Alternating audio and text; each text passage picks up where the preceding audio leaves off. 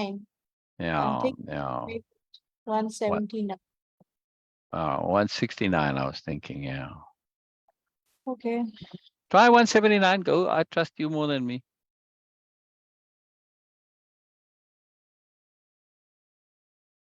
I mean, why so much? Yeah. Like, All right, we live, Angel Face. We are live. We are okay, yes, we live. are here. Okay. Hello and welcome everyone to our regular lives. And today is Monday, start of the week. And we have so much to actually explore throughout this week because we read Oh, story quite like in many pages and some chapter ended there also. So we have so much to discuss and so much to, of course, Sil is going to share and then we are going to discuss with him. Um, that story, the way it is turning now, maybe it has turned now because at least I cannot predict anything about the story. This is a fun part. I cannot mm, speculate like what is going to happen. Yes, I of course one can assume, like I can assume also that Biella might do this, Biella might be like this, or Comelius might be like this. But all my assumptions are coming from the memories of my experiencing of reading stories and watching movies, which is very unlikely, I feel, going to be in this case. That's why oh, I'm not assuming anything. I'm just letting it flow. This is a fun part. And it's a subtle assuredness in the story that whatever is going to happen, we will enjoy this. We will not get overwhelmed by that. oh, It is not going to poke our ego. It is not going to uh, deflate our ego, and it is not also not going to giving a tap on on the shoulder of our ego. It has nothing to oh. do with it. That's why the overwhelm is not Exactly. non-existent there, which is very Oh, interesting. So oh, that's why I was saying that it's fun time, and it's a profound opportunity to practice receptivity because the oh, way the story has been written, everyone gets into that receptive mode. And that is that true peace of being. When you can be receptive, mm, you already it's like it's just a the other side of the coin. That okay, yes, you will have peace also. If you don't have oh, peace, you cannot be receptive oh, because receptivity cannot happen without having any fear, because fear right. mostly comes from our ego. What if that person will start dictating me? What if I would accept this idea, or I would start implementing it, I will lose myself and all sort of other things. These all are coming from the origin of the fear. The origin is fear. Mm, And when we get scared and when we feel fear, this is where we are most vulnerable of negative thoughts. yes, I don't know how it just yes. happened, but it is the way it is for me. And and this is something not happening in the story. When Comelius is talking, I do relate sometimes. I can say that many times actually, I do feel connected to Comelius when he was asking and he was saying things, because when you are learning and growing, it's a process. And when we say it's a Mm, process and it's not linear, there are many bumpy, rocky road type of experiences also. It happens with me many times where I was almost like Comelius in this story. And still it happens. And I'm not sure that it will not happen in future. It might happen, who knows? But also I feel connected with Arshla also. yes. He's like, okay, yes, Arshla is also like very open, and without having any fear, without having any hesitation, she just simply she saw the Mm, value and she just jumped in. That is where I feel that It can only happen when someone has that independence of being, independent human Mm, being, independent being, then you don't think twice. Whatever feels right to you, whatever feels good to you accept it and you start doing that. yeah, This is yeah, what the most profound example or analogy for having independence of being. She had that even before being here at Nobelia. She has that. It was muddled, it was yeah. not really clear, You, but she you, has you, that. oh, Attunement. absolutely. Yes, But does Comelius, before he exactly. came to Nobelia, did Comelius have independence of being? And she just jumped Hang on, into do that. you think Comelius had? I don't think so. I was not sure about this. No, because he is still subscribed to the hierarchy of status and Yes, his position and all that. So no, yes. no. So Yeah, it's Ursula, she has that independence of being. I do yeah. feel connected sometimes to that. Oh, absolutely, But absolutely. Yeah, last live was on Friday. Yes. And yeah. Friday I said I want to have the most wild, adventurous kind of a dream. To be Oh, the like last live was on Sunday. no, where before that, Oh, the the go reading over. one. Yeah. Yes, the Right, Kapila right. reading. Yeah, And yeah, and yeah. and I said, okay, I'm setting my intent. It's a wild, adventurous thought. I want to be like Biella. Yeah, I cannot yeah, be like her. I cannot be Biella, of course, but yeah. I want to be like her. That That's my, innate yes, simplicity yes, me too, me too. Yeah, yeah, yeah. and be without any filtration, without having any adjustments. That Yeah, is complete yeah, freedom. That's the freedom of being. That you don't need to yeah, filter out anything, you don't yeah, need to prepare anything, you don't need to cover anything, nothing. yeah, Just being yeah, innately so positive, so refined and sophisticated, where you don't need, yeah, where your inner and your outer become transparent and people can see and they can trust you that yeah, this is who you are. They'll need to figure it out. Like, okay, yes, they are saying, but they're not like that, might not be like this and that. Nothing. That 100% transparent. Of course, it's a big, wild dream, but no one, of course, limit us to dream about big things. yeah, So, in my world, that is the most wild dream I have. And I'm like, okay, yes, this is the aspiration. This is I want to be like. Still, it's a dream, but also that whatever I have been through, it gives me the confidence that I can be. yeah, Of course, it needs a lot, a lot, a lot, a lot. Or yeah, maybe it will never happen. Who knows? But it is just a thought, just an idea. At least this replacement, that what you really want to be, this replacement is there. We can be or not, it's a different story. But at least we have this something where we can actually dream about. We can actually have that, okay, yes, this is the other way of living. This is the other way of being. And I set my intent to do that. We will see what will come out of it. But mm, again, or like the diamond analogy, I have Comelius in me. I have Limo. I have Ursula. I have many others, all the aspirants, and myself also there. yeah, yeah, yeah. And I'm happy with it. Yes, yes, me too, me too. It's nice to have all of them in us. Hello, Norma. I want to say hello to Norma. Hello, Norma. Yes, yes. I'm assuming you, yeah. I saw Norma liked on it, so I'm assuming you, yeah. Hello, Norma. Hello, hello, hello. How are you, Norma? How are you, Norma? How are you, Norma? I'm glad you're here. Glad you know. I'm glad you're here. She missed yesterday. Norma missed yesterday.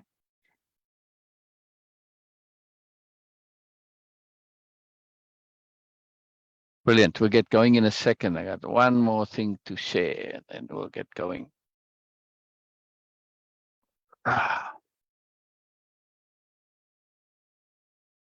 It's a little slow. What was the main theme or takeaway for you yesterday beside independence of being? That's a very interesting point that you bring up, Ina. I never mentioned it or focused on it before. But yes, there's a very big difference. Comelius is not somebody who you would say, in the general scheme of things, is, I don't know, mm, he's confident. Got his more or less his life together. He's accomplished. He's got, he's at the top of his game where he's at, more or less. But still, there is a bit of insecurity to him, which you don't see in Ursula. Yeah. And for all his astuteness and his sharpness and his insightfulness, there is that bit of insecurity, right?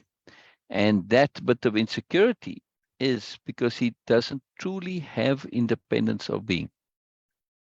Like Ursula was doing it simply because it was like a challenge. The thing in itself didn't have value. But for Comelius, the thing itself has value, the status that has value for him.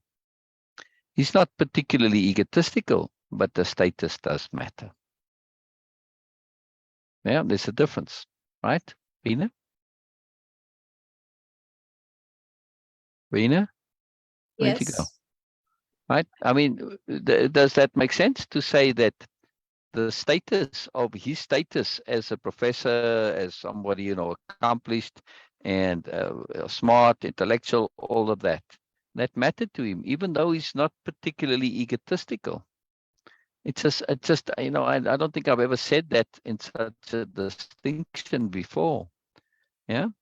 There's a subtle nuance there, but it makes a I difference. Yeah. personally, of course, I personally feel that it's not that okay, yes, I might lose myself, my status, and of course, all those ideas of people or perception of me on people that oh, he is a wise person, or he is or she is a wise person, whatever it is. But also, it is just the communication within myself. That is the biggest fear, because when I Mm. have to say I need to relearn, and I was not doing that, it is going to actually nullify that all the choices I have made in my life. Wow. Every decision, every choice. This is the biggest fear, because how I'm going to communicate with myself. For me, it's not about with others. Like when I have to revise everything, I have to revalue. But for me, it was easier, and it's a bit easier, of course, from someone else, because I just said, oh, I was not aware. That's it.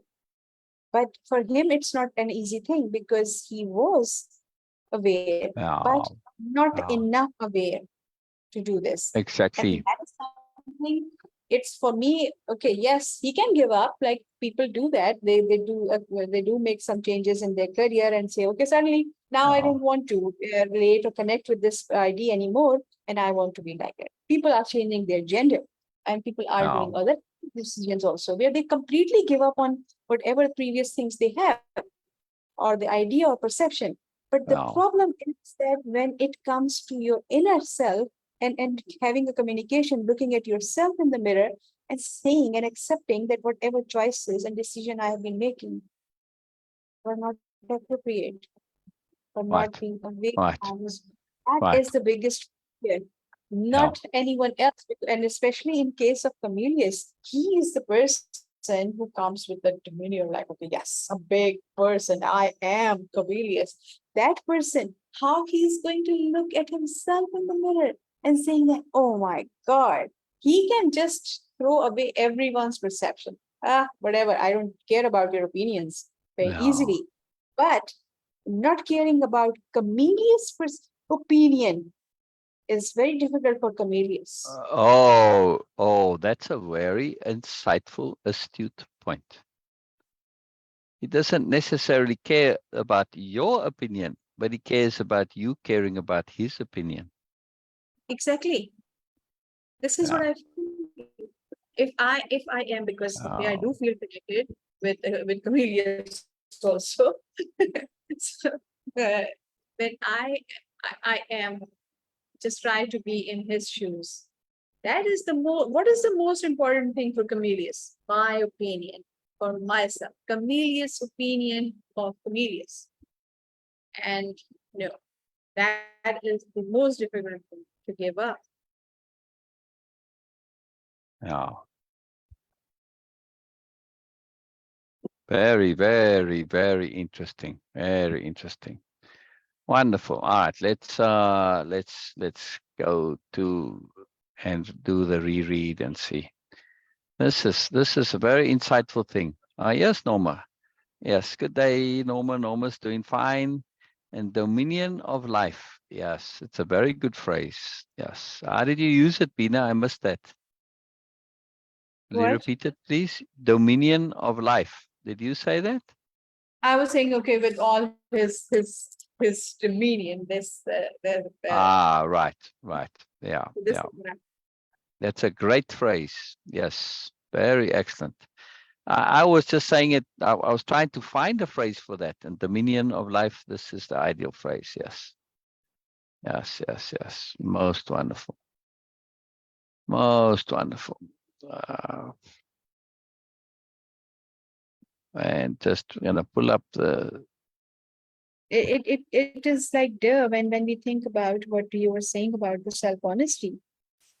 Because if I'm self-honest with myself, and at least I can try to be as much as I can, when I Oh, am trying to be self-honest with myself, how can I yeah, not yeah, just yeah, consider, yeah, reconsider every decision and every choice and say that, okay, some like, oh, yeah, so for the person like Comelius, it reflects from his whole being that he doesn't care yeah, about anyone yeah, else but yeah, himself. yeah, yeah, yeah. Here's the interesting part, right? We look at again, we are looking at the difference between Comelius and Ursula. They are remarkable contrasts, yes, Yes, because they yes. are both extremes. Now, in self-learning, extremes are very valuable. You could say, yes, but I'm not Ursula, I'm not Biella, I'm not Comelius. They're all extremes. But an extreme brings to attention that which otherwise might be too subtle inside us to notice. Yeah, we don't see it, but when the extreme is pointed out, oh, I see what you mean. Yeah, all right, I have a little of that. But it's so little I might not have noticed unless my attention was drawn to it. This is the value of extremes. And it's why in books and stories, at least in the good ones, we typically write about the extremes because they are useful. And also from a learning point of view, extremes, of course, now are most valuable because they accentuate, they highlight, they bring to attention that otherwise might go unnoticed. Right? Now, when we look at the differences here between these extremes, doesn't mean they don't connect to us. They do, but they just keep in mind they're extremes. And the differences between Ursula and Comelius is in their worldview. Right? They both have well-defined worldviews. But for Comelius, it's limiting. For Ursula, it was not. She completely let go of her worldview. She dropped it just like that when it no longer served her. Yes? But Comelius is still holding on to his. Look at about going back. Comelius, seriously? He just took it. It was like a duh question. He didn't say, well, I'm thinking about it. I'm not sure. I'm on the fence. I'm debating. That's what one would have expected. He was just like, oh, come on, seriously? We're here for a weekend and now you want to go off gallivanting? Of course I'm going to go back. It was a complete and utter of course. Even though he also said, well, what do you see for the characters and stuff? Well, I'd like to see them get out of us, right? He's part of that. Get out of the classroom and go out into the field. He included himself in that. So on the one hand, he's saying, yeah, duh, I'm going to go back. But on the other hand, he wants to continue and explore and do more. And the fact that he felt he was in a classroom was very telling. There's no classroom here. It's just the world, the Biella sharing. She's not teaching, but his brain can't compute what she does in any other way. Right? It has that limited view and that world definition. If you've got moreness, you teach. That's it. If you share that moreness, you're teaching. You can't see the share. It's like somebody who I invited to come to the lives, right? And these, what we're doing now. And they said, no, I appreciate the fact that you're doing these lectures and giving seminars and that you're teaching. I don't do any of that. They used all three of those terms in one note in response. Lecture, seminar, teaching. It's like, come on, I'm not doing any of it. And this, they said, I've got enough of this in my life. Well, I'm not doing any of that. But it's fascinating, right? How they cannot see, like Comelius cannot see that there's another paradigm at work. Everything is translated into their particular paradigm, their particular worldview. Very limiting, very limiting. We need to be open to see there's things that aren't there. And that requires honesty. And also that honesty means you have to be able to face and deal with the awful truth. And you have to have honesty to say also that I'm sorry, but in this whole world, you might be wrong. That takes honesty also. Yeah. It takes impeccability as well, but it also takes honesty. Right. And this is what Ursula said. She was just absolutely honest to say, whoa, I feel like an idiot over here. She acknowledged that. Comelius does feel like an idiot also, but he's not really and truly acknowledging the consequence. He acknowledges the reality, but not the consequence, which is action. His entire worldview does not include taking action. Did Ursula replace it? Says Norma. He wouldn't want to bother to. Yes, he replaced her worldview with a new worldview to say, yes, the world is greater, larger, more magical, more wondrous than I thought.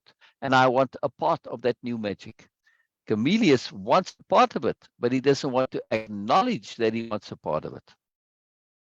He does so in very, well, he says it directly, but it seems like he's acknowledged it, but yet not. It's a way that he's fudging. He's fudging.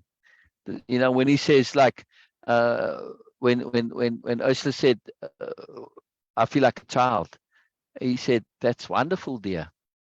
And like, I forget his exact words, but something like, I wish I could join you. Why not? What's stopping you? Okay.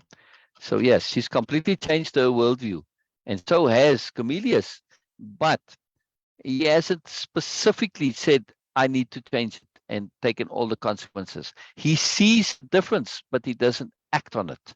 And it's that failure to act that makes this, it's a bit irrational, it's a bit illogical. And whenever we have an irrationality and an illogicality that's not acknowledged, then we have problems, because it sits and it turns away inside. It's like a virus in the system, right? A virus is an irrationality and illogicality. It doesn't make your computer work exactly right.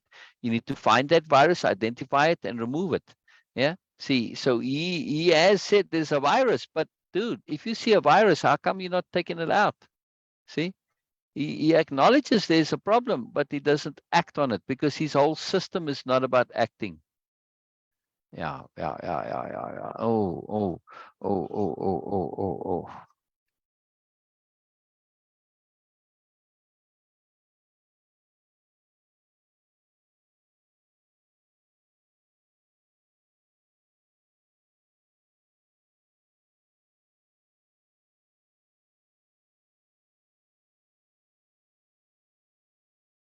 Okay. Just wait. Yeah.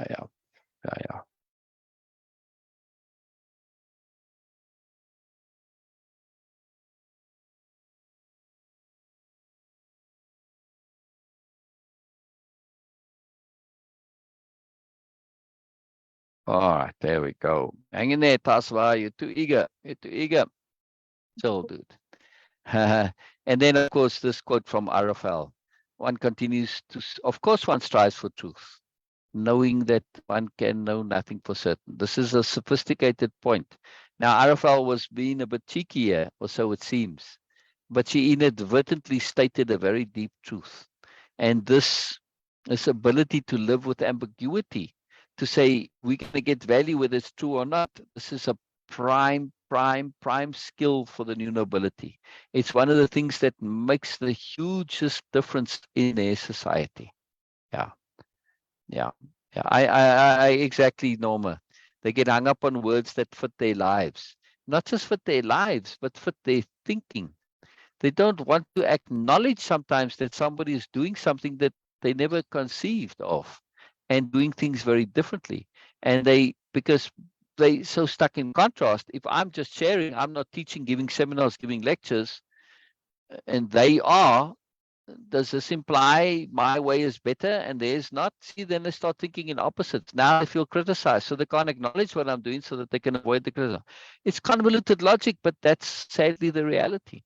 Comelius does a bit of this also. Love those comments. Love those comments, Norma. Love them, love them, love them. All right. Bina, if you're not doing anything, will you read this, please? Okay.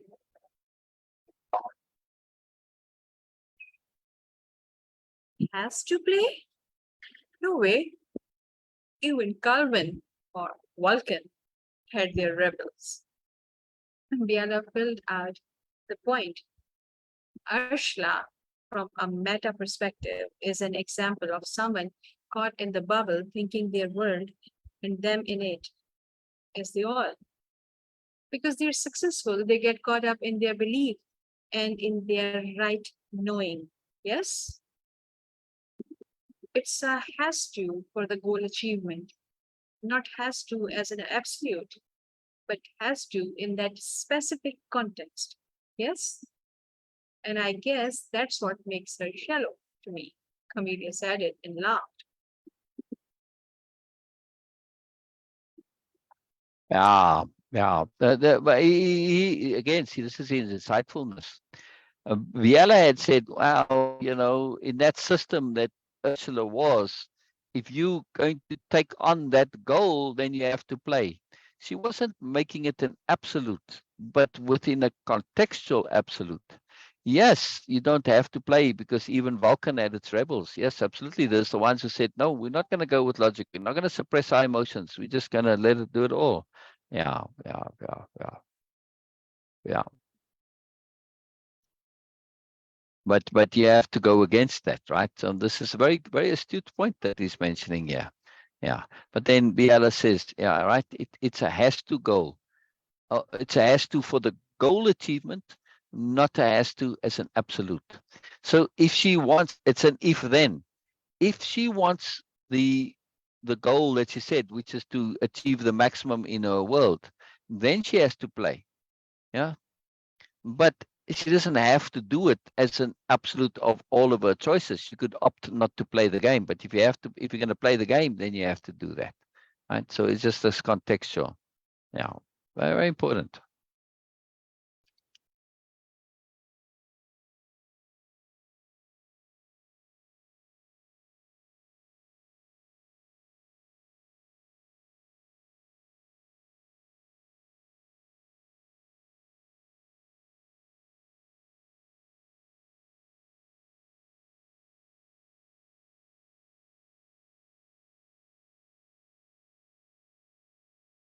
Oh, Bina, are you reading? Okay. I thought that, okay, this is what you were asking. Okay. Biella didn't react, finishing her last statement. Has to is very strong. Achieving the goals she had would be extremely difficult without utilizing that mechanism. Biella tried to keep from prompting, wanting Comelius to let out what was starting to surface. Comelius smoothed his last remark by saying, don't mean to harsh on Ursula, but just being true to what I'm thinking right now. Yeah. Biella continued Yeah. her life. Yeah. She, Now, yeah, oh, sorry, I just want to pause there. He doesn't say, I don't mean to be harsh towards Ursula. He says, I don't mean too harsh on Ursula. It's a slightly different way. Mostly when people say, I don't mean to be harsh towards Ursula, towards somebody, that's usually how the expression is. Yeah. But he Yes. says to be harsh on Ursula. Slight difference, slight tweak. Yes. But this is good though. You see, it's an opening. Now, pay attention, right? This has to, yes, that he said he reacted very strongly to say this has to play. And he's saying, because Biella said something in terms of sort of ameliorating Ursula's behavior, softening it somewhat. And he objected to that. No, he says, you don't have to do that. And his objection is a little too strong for the contextual appropriateness. Biella picks up on this. Oh, wait a second, what's going on here? It's a little inappropriate, a little off. So in other words, something more is going on. And now when he says, don't mean too harsh on Ursula, just being true to what I am thinking right now. This is the doorway swinging wide open for Biella. Yes? Yes. In terms of capital H hearing. She's already seen there's been a bit of turmoil with him, but it's not confirmed yet. And so these little things are adding up and they're starting to make a pattern. But right there, she gets to say, all right, let's now take this and provide space for what's now this door's open to come through, not close that door. And see if my speculations, the pattern is going where it's going, or if it's something else, right? So now she says, Biella continued her line. She would let it come from Comelius. Yeah. So now she is going to say, all right, I can hear you, Comelius. I hear that you are being true to what you're thinking right now. Let's hear exactly what all you are thinking right now. Right? Yeah, because this is don't mean to harsh on Ursula, which is absolutely true. He's not meaning to harsh on Ursula, he's meaning to harsh on himself. Yes? Right? Okay. Isn't that Yes. interesting? Interesting how things come out? Yeah, Yes. yeah, yeah. Keep going, please. Don't mean to harsh on Arshla, but just being true to what I'm thinking right now. Biella continued her line. She would let it come from Comelius. That's the trap of those types of systems. They catch someone because of the path of most efficient energy usage within a closed contextual loop of hooks. Biella winced slightly inside at her clumsy expression. But she learned to trust these flows in situations like this. Yeah, yeah.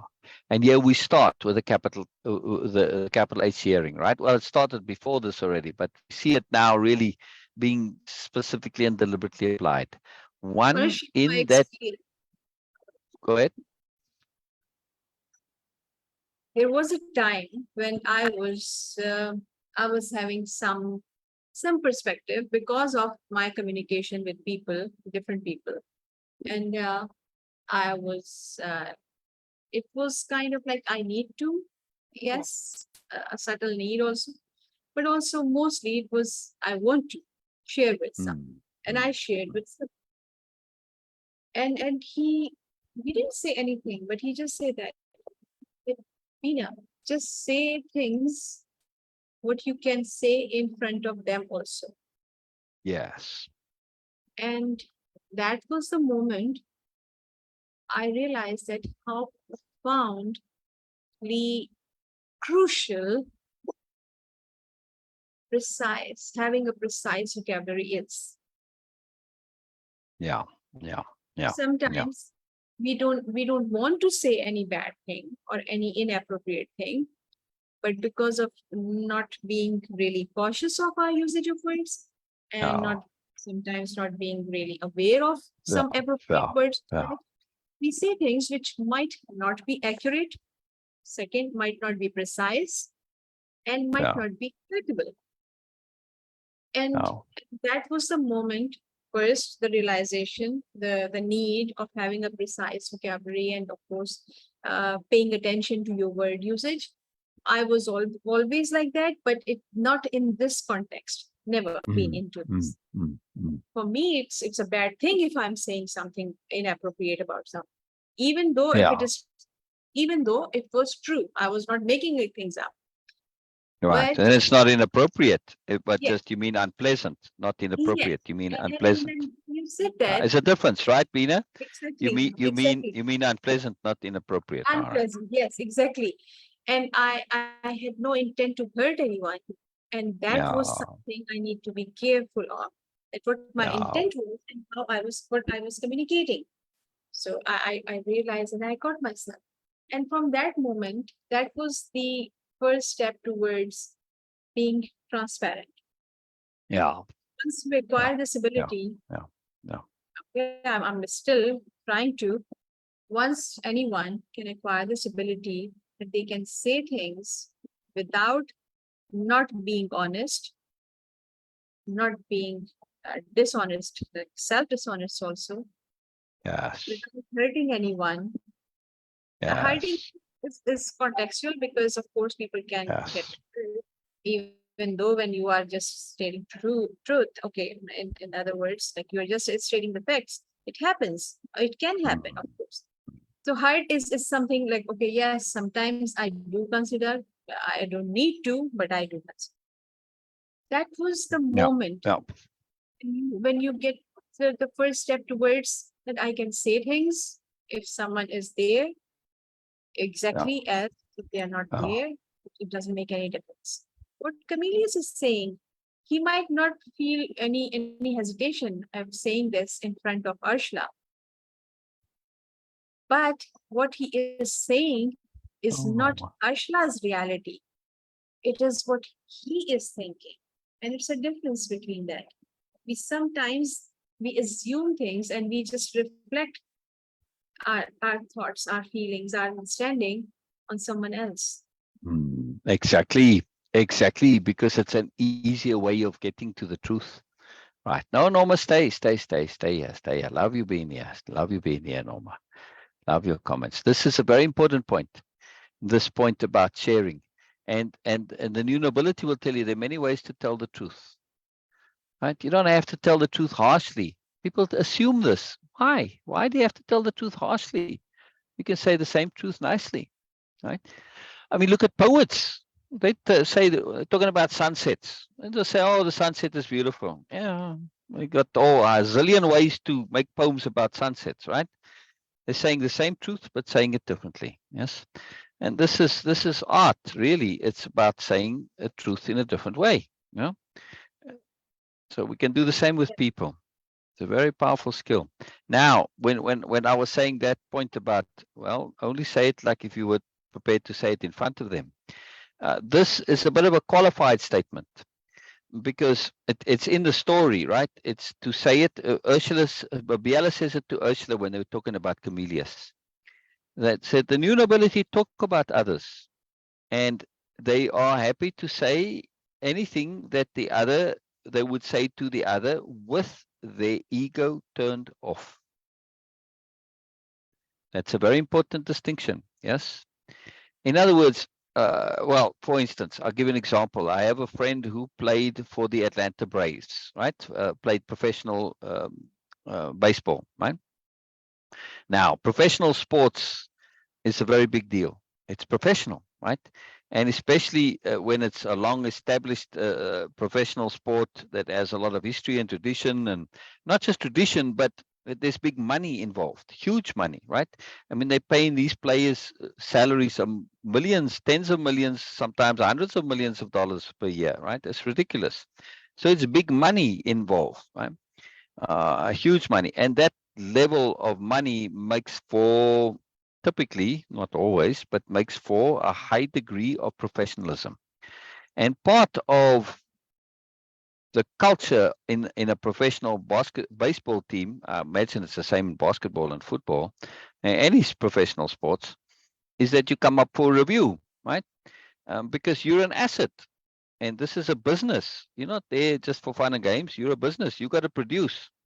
So as an asset which cost the company, in this case the Atlanta Braves, a lot of money, my friend came up for review. Now, my friend was a bit of an innocent, yes, and he played like, he was a bit of a phenom in high school, and I don't know how much he went to college. I think he even skipped that. And he ended up playing like in Venezuela and places like that, right? And when he was very young. So he had, his life was baseball, and he skipped a lot of life skills, as it were, right? It was a bit, just all baseball. And this happens. This happens. Nonetheless, they call him in for his first review. And now he's essentially playing with the big boys in a different game, a game he'd never ever played before. Right. So now he's got the the general manager, the coach, and who all knows. There's a whole team of them that are reviewing him, and they're looking at videotape of him, and they're going over personnel reports and everything, and they discussing him as if he's not there. But he is there. But they know what they're doing, right? They're discussing him in front of him so that he can hear what they think of him. And he said, oh my God, the awful truth, the nakedness, the rawness, the horror. He says, I nearly cried. It was so unbelievable. But he said, but it was all true and accurate. They weren't trying to be mean or nasty. And I realized that, fortunately. But he says it was horrible and devastating. Just this brutal, brutal, brutal honesty. And all I was saying, Sal's a bit immature, and Sal's, he's a bit temperamental, whatever. I don't know. He didn't say what they said about him, but I would imagine they said things like that to him, right? And Sal was not particularly given to thinking, yes. And they might have said stuff like that, but my point is that they were saying it, and by implication, because they're in charge and they can do this, they were cueing that you need to turn your ego off, boy. If you can't hear what we're saying, then you are definitely going to be out. Yeah, so it's kind of a test of that. They saying things which he needs to hear with his ego turned off. Now, when he came in, he had no idea of turning off your ego, but he learned in a hurry there. In those first few seconds of brutal honesty, he realized, oh, if I'm going to have a tantrum and say, listen up, you, and who the hell are you to tell me? He'd be out on his ear and have no more wonderful, high-paying, multi-million-dollar job, right? So he had to turn his ego off right there. Learn that in a hurry. Now, of course, if you're going to be a true professional in whatever you do, whether it be sports or anything, you need to learn to turn your ego off. Yeah. And that's what Ursula did. Ursula was a true professional in her field, not only business, but also in politics. Even though she used ego and played that game, she turned hers off. Right? She was able to hear the truth. And this is not quite the same for Comelius. Yes, he's not an egotistical person in the usual sense, but he's still connected to status. And as he said, status is about approval of others. So it does involve the ego, but not quite in the same way. But nonetheless, he's still connected to that one. And then it's a little bit even in a bigger sense that he's missed a very obvious point, the point of application. It's a profound point, and it's missed by all of academia throughout the ages, right?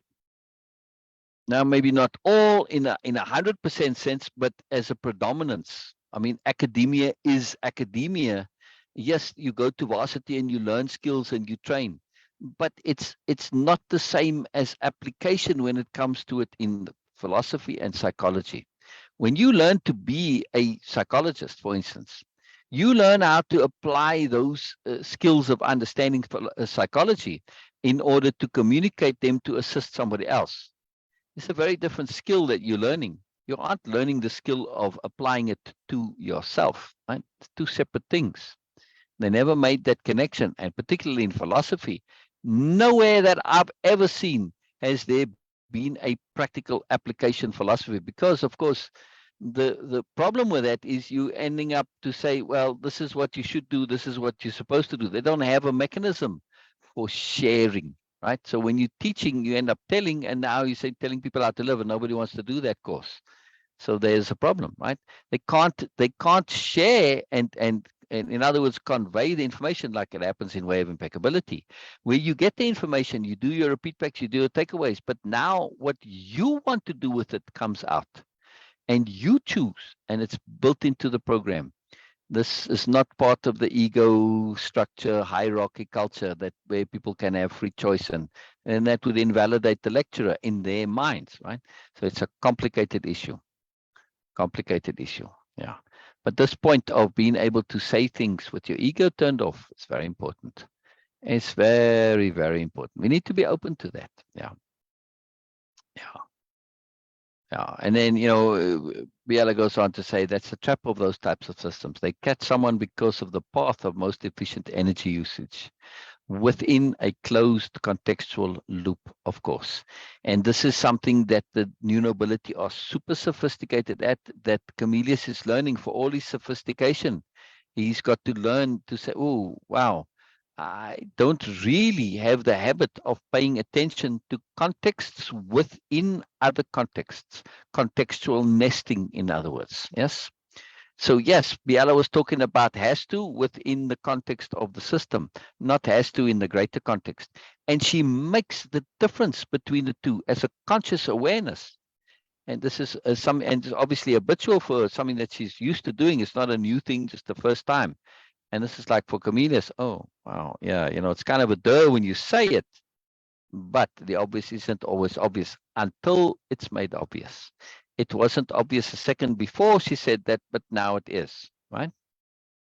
And that's why for Biella, she winces slightly inside her at the clumsy expression. Yeah, the sentence here, that's the trap of those types of systems. They catch someone because of the path of most efficient energy usage within a closed contextual loop, of course. It's not too terrible. It's not like it's not making the point, but it's not exactly smooth and nice and clear and all that. And this is it's her deeper self sense of appropriateness, which she's trained for all of her life.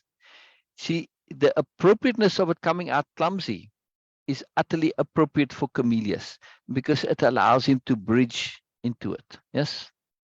If it came out really clear and precise and focused, it would be too overwhelming. Not only are you bringing a sophisticated concept that's like a duh that I should have known, and it's a duh to you, but now you're saying it really nice and clearly and purely to, oh man, I'm like way too behind. And see, being behind, as we know, coming up is a big deal for him.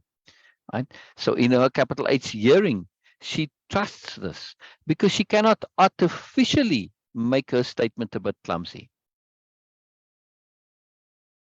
Then that would be manipulation. See? And so she would have to, if she had thought of it at the time, how to express it, she would have said it in her best way, but that would have put extra pressure on Comelius. So her deeper self puts a filter on and helps her out here. It's all part of capital H hearing, trusting the self, understanding the greater context, and allowing your deeper self to help you out, right? In this case with the clumsy expression, it's of great help to Biella. Make sense, Bina? Yes? Yes. Norma, make sense to you? I see a yes there, but I think the yes was for something else. Yeah, very powerful, very powerful. That ability to face the awful truth about ourselves and not to be invested. Yeah, okay, I'm a knucklehead. I know this. Help me to understand what it is. If you tell me where I'm a knucklehead, I'm not going to take it personally. Say, you know what, Sil, your jokes are kind of lame. Yeah, all right. I know my jokes are kind of lame. So, well, I enjoy my lame jokes. Sorry, it's just something you have to put up with me. That's it. Or I'll say, all right, I'll try and find better jokes. If it's something that's not defensible, then I say, okay, I'm working on it. I'm trying to change. And there are many things, I really have in my interactions. I continually improve, right? As you know, Bina, yes? Yeah. What is Biella not really used to, Norma? She is used to it, yes. She's used to Comelius. She's used to all of this. There's nothing here in this story that Biella's not used to. That's why she knows this. She's deliberately allowing the things to come up from inside her because she knows they're valuable in the context of the greater capital H hearing. She's being very deliberate here. That this is the universe up. She's been absolutely attentive to the help from the universe. Yes. It's part of capital H hearings, part of attunement. Yes. Paying attention. Yeah. Please keep going, Veena. Okay.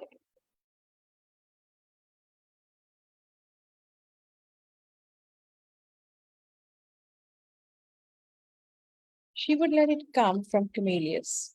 That's the trap of those types of systems.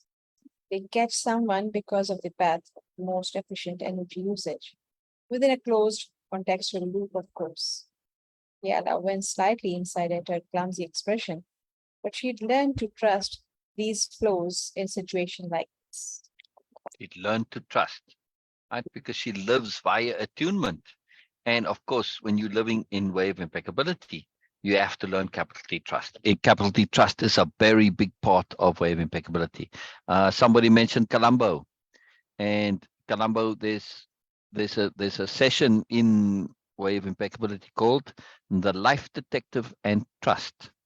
It's about this conception, the self-conception of being a life detective.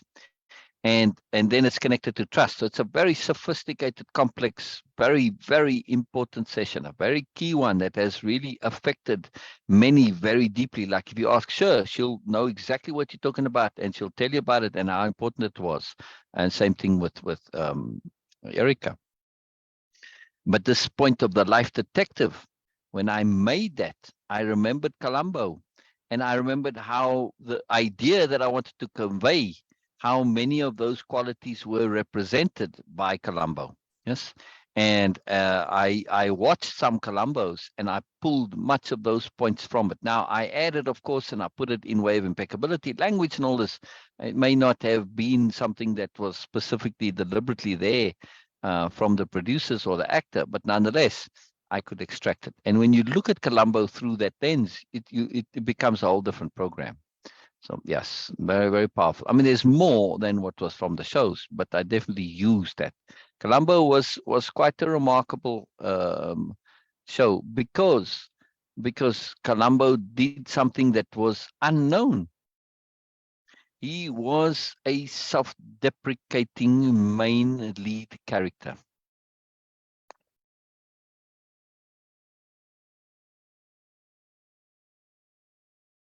But he was not stupid. Yes. I mean, he played the sort of, well, he didn't overdo it, you know, a bit slightly inept maybe, or a bit clueless, or but in his own bubble, right?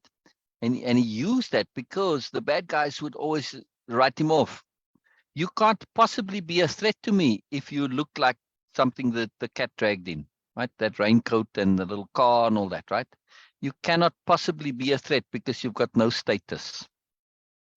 That bag in the hierarchy world, if you low on the totem pole from a status point of view, right? In other words, you look like the dog's breakfast and you drive a stupid junky car, and you know, you don't say first, you just kind of, you don't even, you know, who are you? And like, oh, I'm actually the detective. And you just think he's like, doesn't even belong there. In that mind of those people, they just think, oh, this is just like, you know, some fool. And so they just completely mistreat him. You know, some fool in a position of authority, because that does happen very often, right? I mean, when in bureaucracies that happens, that you get fools in positions of power.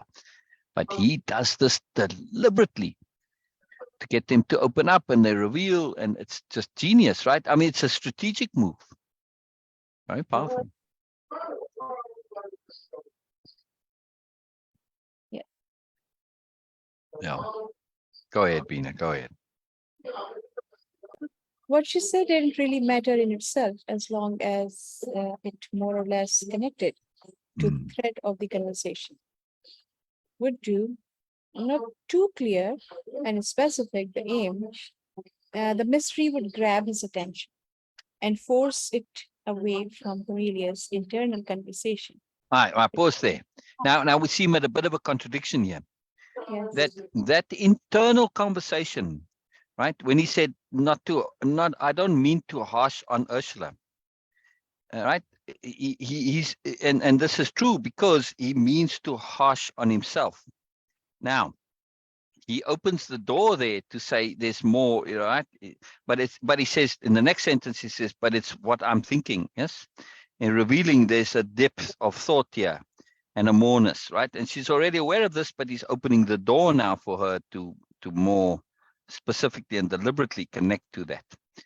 Now, from that, she wants that more to come out, but also she wants it to come out in a way that doesn't lock him into situations. Yeah. Now, typically when somebody's going through this kind of thing, they might end up in a rage, in anger, frustration. But the problem with that is that, yes, the stuff comes out, but now you've compromised your situation or your relationship potentially. See? And you make a fool of yourself, you get egg on your face, and then you have to leave, right? In a situation like this. And then, wow, in real life, people stop friending you, or you don't see them for months on end or whatever. She doesn't want that, which is now why she says she wants it to be not too clear and specific, the aim, the mystery, to grab his attention and force it away from his internal conversation, to distract him a little bit, because he was going down a particular side path, a rabbit hole, and that wasn't leading to a good place. Yeah. So she says, okay, I want to hear your story, but not in this particular way. Right? Utter exquisite sophistication from Biella here. Does that make sense what she's doing, Bina? Yes. Yeah. Very, very powerful. I mean, because otherwise this would be, right, and force it away from Comelius' internal conversation. That would seem to be in contrast to her wanting to create space for him to share. Yes, she wants him to share, but share appropriately. And so he doesn't box himself into inappropriate sharing. And it's very easy in this case. So she is assisting him to manage his emotions and his moods. And this is a very, very tricky, difficult, skillful thing to do. That's because when somebody is in crisis and they start to spin, and they spin downward, right? And they start feeding on the emotions, and it goes more and more. They get more agitated, more stressed, and they're more self-critical, and just self-loathing, self-hatred starts to come into it, and all of that stuff. And then it can erupt into horrible behavior. Now, she opens the door for him to express his negativity, but in a way that is okay. Because look, he says about Ursula, he says she's the club-footed child, little bitch, all this stuff, right? Not nice things. But Biella's encouraging him to be honest and open. And now it can be done without emotionality attached. And there's a big difference, yes? So she has prevented Comelius from kind of blowing a fuse, as it were, right? And doing something that he's going to regret. Because in the context, these conversations, well, we were just discussing it. Even if Ursula was there, he'd be happy to say it to her. Yeah. It's very interesting. Very interesting. All right, keep going. It's very powerful. Very, very powerful. This very subtle. Very, very subtle. But that's Biella. Biella is an extreme strategist. She has the awareness. She's not, Bina dropped. She's not trying to be strategic in its own self, like some people see strategy as manipulation. She's not. She's simply aware of things, and that makes her act in these ways. And sometimes that awareness, it also makes her behave in ways she wouldn't normally behave, like when she said it in that clumsy way, right? She wasn't too aware for Comelius's benefit, that she didn't overwhelm him, in other words, which you can easily do. Right? It's a problem that the new nobility are aware of. Now, they don't make an effort to hide themselves, but that doesn't mean that they make every effort to not hide themselves. They're completely open. There's nothing hidden about any of the new nobility. But that doesn't mean that you can't present your openness, your moreness, in a way which is palatable to others. She is a pacifist strategist, correct. Absolutely. She wants the best, and she's looking for a way to do that. And she realizes that when people are caught up in a hierarchy and superiority paradigm, part of that is dominance, suppression, and all of this stuff, right? And you see it coming out in Comelius pushing Ursula down, because in pushing Ursula down, he by contrast pulls himself up. It's a total absolute thing that's part of hierarchy. It's how it works. He's not even aware that he's doing it. It's so innate. Yes, but his struggle is not with Ursula. Ursula is a stand-in here. It's a convenient mechanism. His issue is with himself. Yeah, and people do this all the time. Yeah, very, very powerful. Very, very, very powerful. Yeah, yeah. Now, in the new nobility, they also utilize their image and their cultural perception, right? So when you go out into the world, out into the ag, right? You're on a mission, whatever, your universe has called you, and you go. When you start interacting in the ag in general, the average citizen in the ag might never have personally met the new noble, but they know all about the new nobility. They'll learn about it in school because it's how the ag got started. And so you've got a cultural perception of the new nobility. In the same way as, you grew up in a little town like I did. There's no university or college there, but I know about universities and colleges because it's part of your education and what you're going to go to a university and college. So I have some expectations and ideas about colleges and universities when I go there, right? It's not completely a new thing for me, even though there's no universities or colleges in that little town that I was within 100 miles or even more, right? I mean, it just wasn't part of that world, but yet still it's there. Now, in the same way, you might never meet a new noble, but you know about them as a culture, right? Like in the same way as we might say, well, I don't know anything about Basotho culture, but I can look up in it and I can go to Lesotho, which is the home of them, and there we go, or Swazis, and you go to Swaziland. These are little independent countries surrounded by other countries in the south, within South Africa. Right? Lesotho is completely surrounded by South Africa, and Swaziland I think, and the other side is Mozambique. Anyway, my point is, you don't know anything about them, but you know, and you can go there and you can learn about them and have some expectations of what to expect. Now, the new nobility being a culture that's radically different, this is something that, like, wow, okay, and you have some understanding of why exactly they are radically different, right? That they're a learning culture, they're a growth culture, they're a super spiritual culture, because that's the end point of their learning and growth. So now you expect a difference, which is very, very profound. And the new nobility will, through public service announcements and campaigns and stuff like this, they do lots of charity work.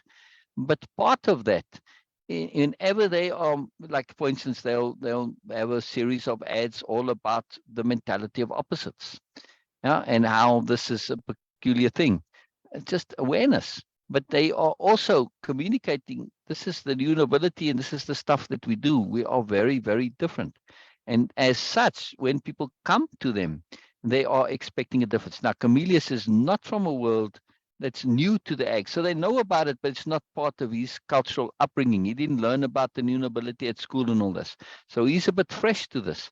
So he's a bit more vulnerable to the moreness of a new nobility and the contrast. Now, already when you grow up, the new nobility absolutely aren't into status and ego and all this. You'll know this when you learn about them. This is a culture that's anti-status and anti-ego. Oh, okay. But they're also very different. Oh, okay. So you have this expectation. So when you meet a new noble, you think of them automatically as beings that aren't connected to status and ego, and they couldn't get two hoots about that. And you'll have learned, even though they have these wild, fancy outfits, it's not for ego. It's to say, I'm different. And don't expect me to be normal.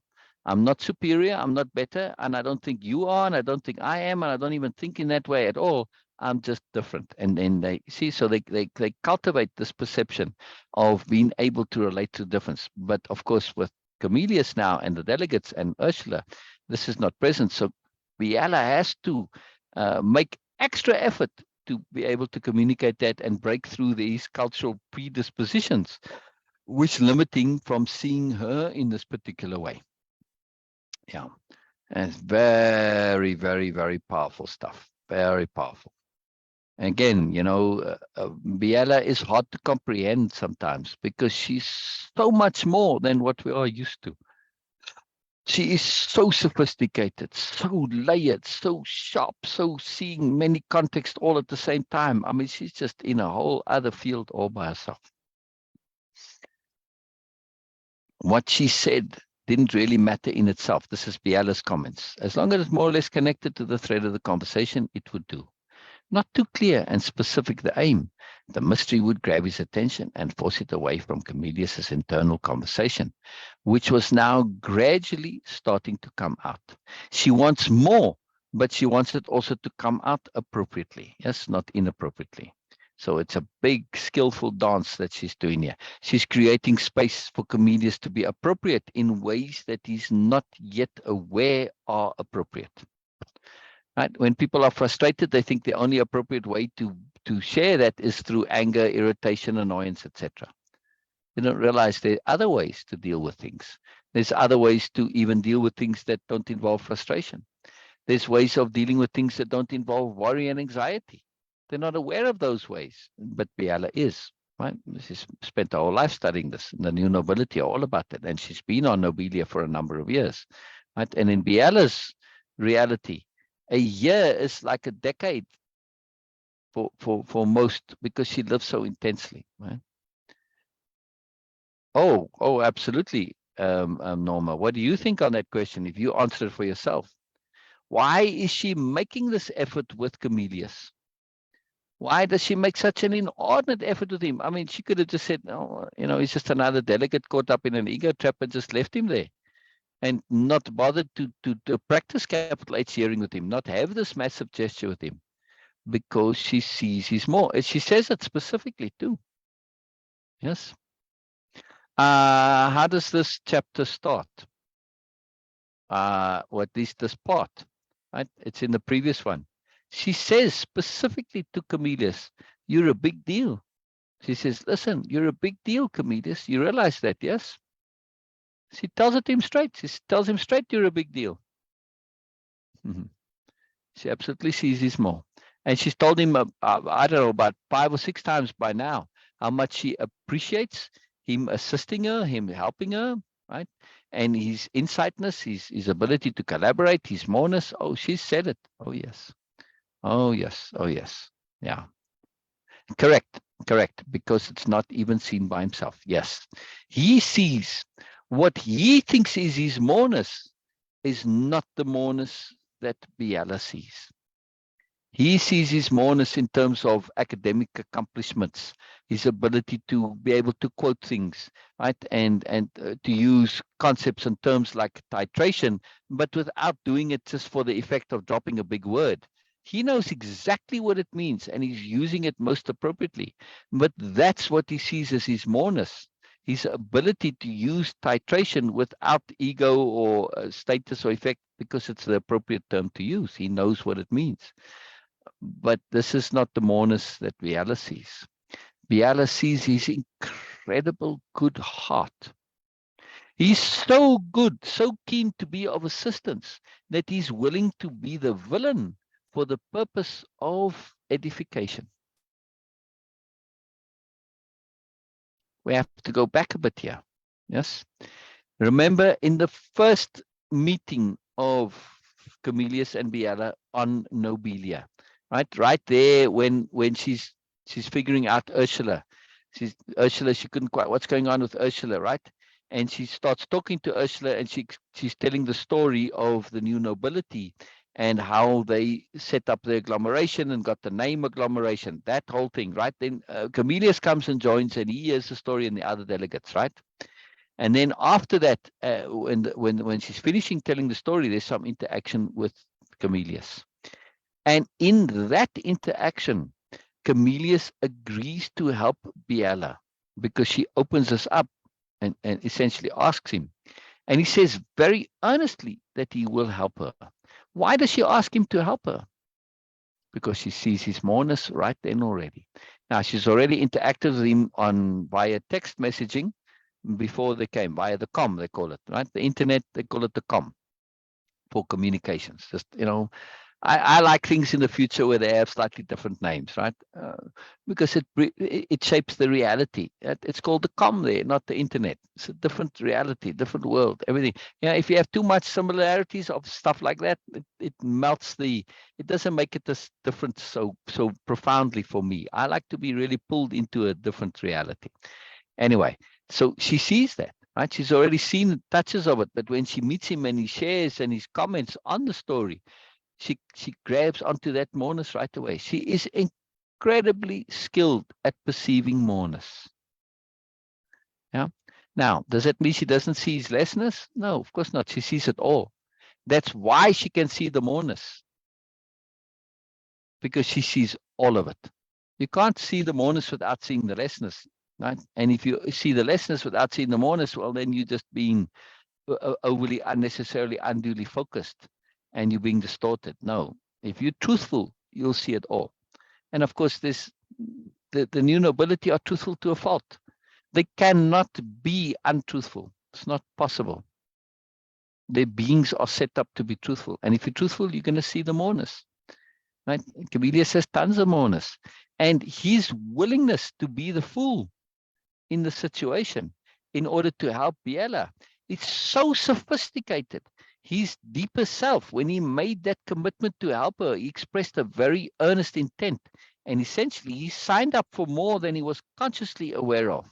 But his moreness was okay with it. Say, yes, we are going to be the villain in the story, kind of, right? Not really a villain, but as much of a villain as the story will allow, because it's necessary. It's needed in the story. Right? If you only have Biella and perhaps Ursula and other new nobles, the story would seem to be unbalanced because it would seem unrealistic. And because we'll say, yeah, but what if you deal with some BMN? Well, in dealing with Comelius, who has every potential to be a BMN, we can clearly see that Biella will be able to deal with BMNs, right? No problem, right? So she understands the superiority paradigm. So Comelius, by taking on this role, his moreness, by accentuating this, brings all of her sophisticated understanding of the superiority paradigm into focus. Very, very essential. So, but he does this knowingly. At least he's aware that some part of him has done this. Wasn't exactly a conscious, clear decision, but he's recognizing the consequence of his intent. He never realized that he did. So he's doing things that he's not quite aware of, but at the same time, he's okay with it. It's a very fascinating process. But this is the magic of Comelius. His deeper self is so powerful, but it is inhibited by some of his peculiar beliefs. And we're going to get to those peculiar beliefs later on, right? Unnecessary peculiar beliefs of self-negativity that don't need to be there one iota. He's still buying into should. And that says it because he's connected to the should of status. And when you connect it to the status quo as a whole, which is why he mentions specifically the status quo with Ursula as a negative, right? That you're part of that status quo because he is, and it inhibits him, right? So he buys into the positive side of it in the status quo. Yes, he gets a lot of value from being the professor, etc.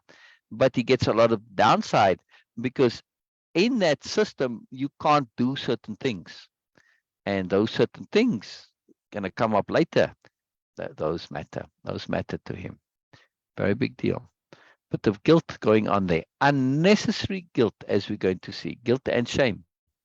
Most times I've seen guilt and shame from good people. It's totally unnecessary. Totally unnecessary. Yeah. All right. So let's just say for all her accomplishments, all they ultimately did was handicap her. No, Comelius, they did not. Now, look at that. In some way, you could say yes, because he's talking about accomplishments of becoming one of the richest people on the planet, successful author, sports she's successful in, and also in politics, she's going to be the next leader. He's saying this handicapped her, and it's true. It could potentially have handicapped her if she had stayed there. Yeah, but she didn't. So the fact that she says, I want to be an aspirant, means that that statement's not absolutely true. He is taking it as if she had stayed there and not changed. So does this actually apply to Ursula? No, it's clearly, obviously untrue of Ursula, because she changed. She's not handicapped. She was able to change and let go of that entire life. So where's the handicap? She's not tied to the hierarchy, status, ego system. If she was, she wouldn't have been an aspirant and said, I'm a child now, I know nothing. Yeah? She wouldn't have been able to do that. And not only that, she had the sophistication to say, not only am I a child, but I need to stay a child as long as possible, because the temptation of sharing my skills can easily make me think I know.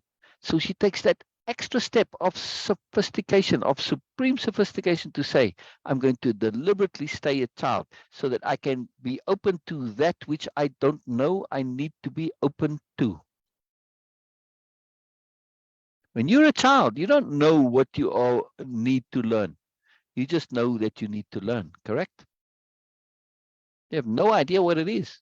And you're aware that you have no idea what it is. That is the difference between child learning and adult learning, or openness to learning. Adults are open to learn, but open to what they think they need to learn, which is not the same as a child's learning. Very different. But the new nobility do this deliberately, specifically, consciously. They make that effort to be sophisticated and childlike at the same time. So they do what the child does in the psychology, but they do it deliberately, right? That's their sophistication.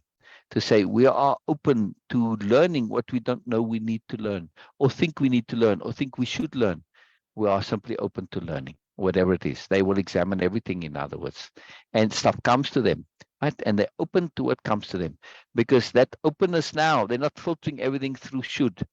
Yeah, that's what most adults do. Everything gets filtered through should. So they miss most of the world. It's amazing. So this point here again. So let's just say it for all her accomplishments. Well, first he says, let's just say it. Like in this case, the way he prefaces that, because there's a comma there, right? Let's just say it. This is like, you normally say that when you're going to share something unpleasant, right? You're being honest now. Let's just say it. Let's get it out into the open. Yeah. For all her accomplishments, all they ultimately did was handicap her. This is so clearly and obviously not true that Comelius has to be speaking about somebody else. Now, who else is there? The only one left is himself. Yes. In the hierarchy superiority paradigm, if you aren't egotistical and vain and status seeking, that is a handicap in that system. So in that sense, that because the superior, but you had everything and you gave it all up to go and be a student. Oh, this is the craziest thing ever, right? Like a dictator, like a Saddam Hussein or Gaddafi or those knuckleheads, right? Stalin or Putin or whoever. Yeah, Trump.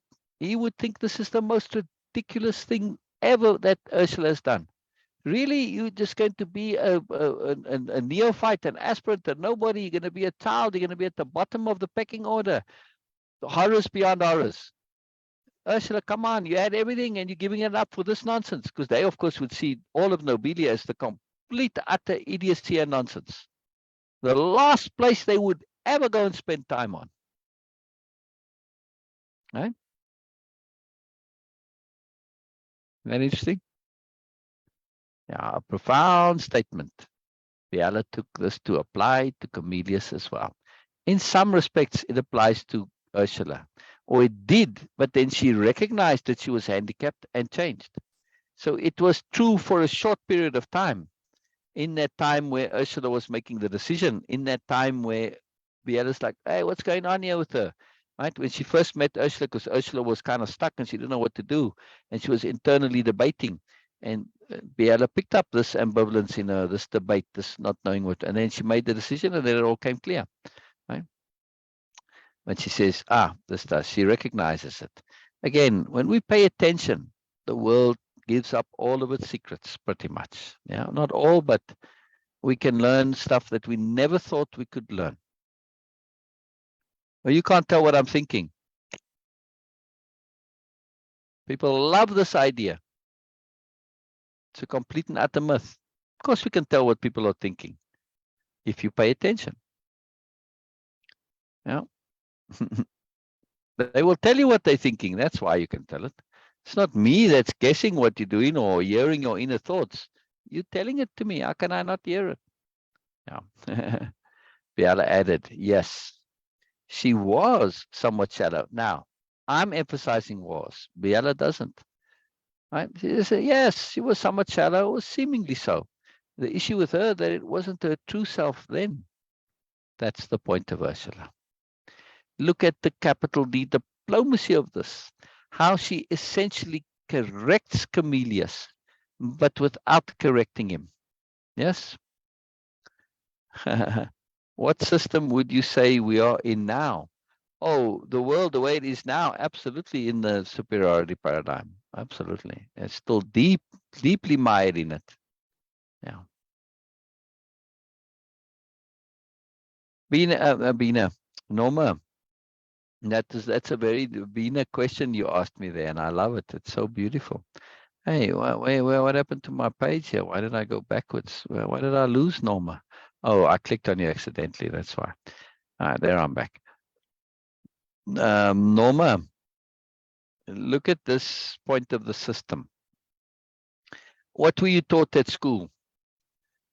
Get ahead, get a good job, right? You don't want to be a street sweeper or whatever. Right? When I was at school, if you didn't do your homework, you're going to end up on the streets, right? That was like the worst thing. Yes. I wish. Oh, right. When you say what system would you say we are in now? If you mean you and me and Bina, then yes, we are in a questioning system. Absolutely, a questioning paradigm, a learning paradigm, a growth paradigm. But I took your we to be a general we of society. Sadly, society is not yet in the questioning paradigm. Because yes, there are questions being asked on the internet, but they're questions of how to get ahead, how to have more status, how to look be more beautiful, etc. Right? They're not questions that say, how do I break free from the paradigm? And when you're in a new paradigm, you're now asking questions that don't belong to the old paradigm. All right. And you're asking an entirely different type of a question. Yeah. Yeah. As a society. Now, does it mean there aren't people that are outside of this paradigm? Oh, absolutely. There are tons of them. Well, not tons, but there are people who are making an effort. You know, this started with the hippies already. You remember the hippies, right, Norma? You likely were a bit of a hippie at some point, right? At least, if not specifically dressing that way and going to the festivals and opting out of society.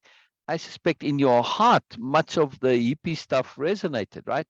And now, when people think of the hippies now, they think sex and drugs and rock and roll. That's what this superiority paradigm has labeled the hippies with. But that's not how they started, right? When the hippies started, it was all about love and peace. Norma, do you remember the controversy with the peace sign? How the superiority paradigm, how the establishment, the status quo, how it rebelled against that peace sign, how it was seen as a crucifix upside down and the sign of the devil and God knows what all, right? And how it was completely, absolutely pushed away as something negative. But that was it. They were about peace and love and spirituality. They wanted to opt out of society because they wanted a different paradigm. And they tried. I mean, there were those communes and all different experiments, right? They didn't know how to do it.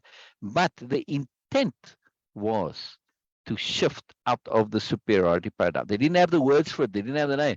It's like, man, we want to get away from the man, the system, right? That's how they said it, right? And we want love and peace and, equality and all of this stuff, right? They had all the intent, but they didn't have the sophistication to be able to apply it appropriately. Yes.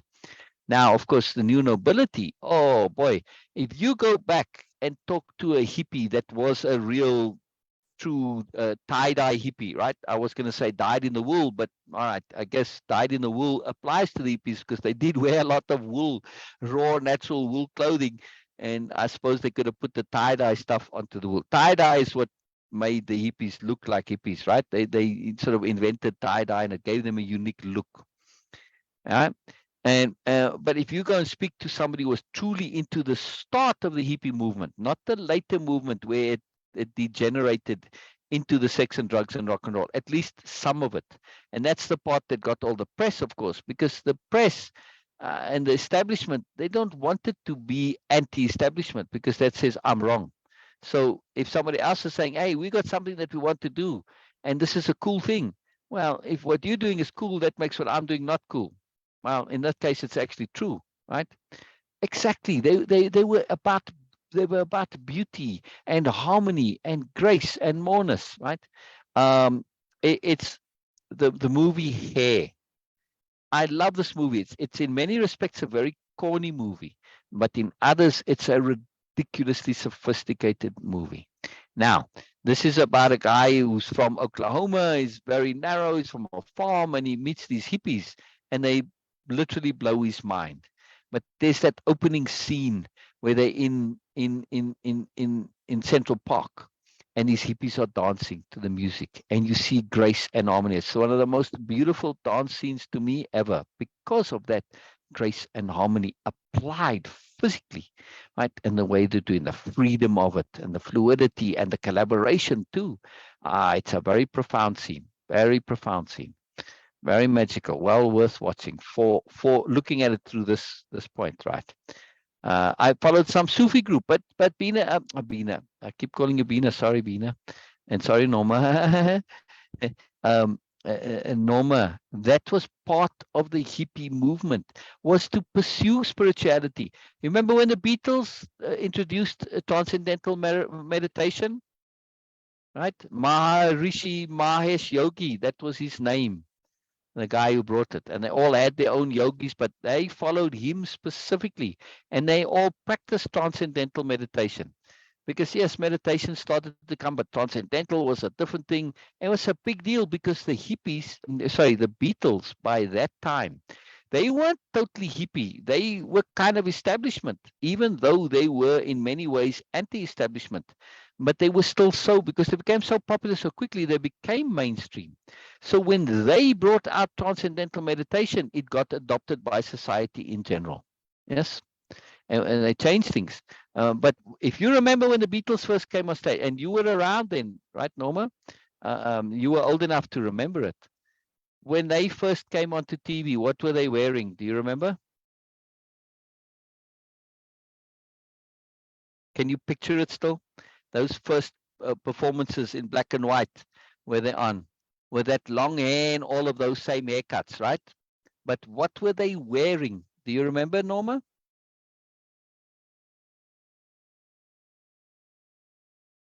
I mean, their long hair was just over the ear, not the very long hair that later hippies did. That was too radical then. What were they wearing, Norma? I'm keen to know if you remember or not.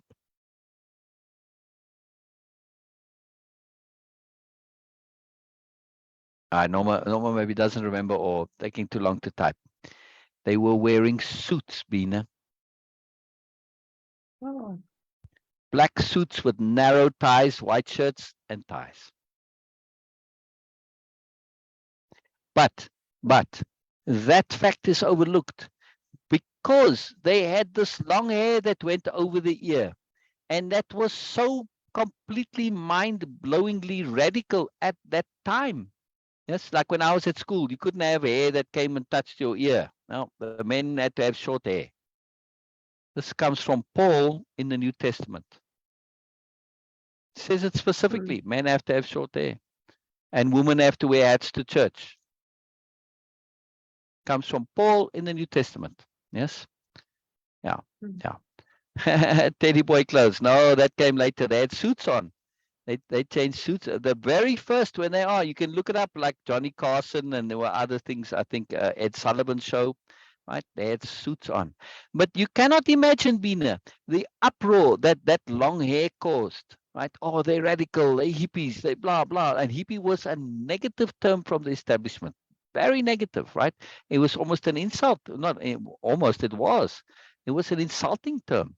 But then gradually, because they were so incredibly popular, I mean, the Beatles were the first truly viral thing to hit the modern world, right? I mean, they just took off and blew, and they were so popular that they couldn't be resisted. It was like, you can't fight them, they're too popular. Yes, there was a lot of grumbling about them, but they made these concessions, right? To be on TV with that long hair, they had to have the suits, right? People forget that they wore those suits. Yeah.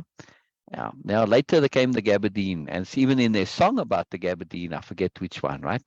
They even have it in one of their songs, that word gabardine specifically. Yeah. But this is a profound thing. And this long hair, oh man, in South Africa it was called a takhar, right? T-A-K-R. Now tak is a branch or a bush. So bushy haired, and it's a very negative, derogatory term to be called that, right? And ducktails too, where the hair goes in the back, like a mullet type of a thing, and it makes like a ducktail at the back. Another derogatory term for men with longer hair. But this was, even though their hair wasn't that radically long, it's amazing. I mean, you can look up those early pictures of them. It upset the world. It upset the world. But they were so popular that the time was right to say, well, too bad. And I remember that at that time, there were other groups that were coming along that were, much more wilder in their dress and appearance. Yes. I mean, then when Woodstock came along a little bit later, the Beatles weren't at Woodstock, but Woodstock was like totally a super hippie festival.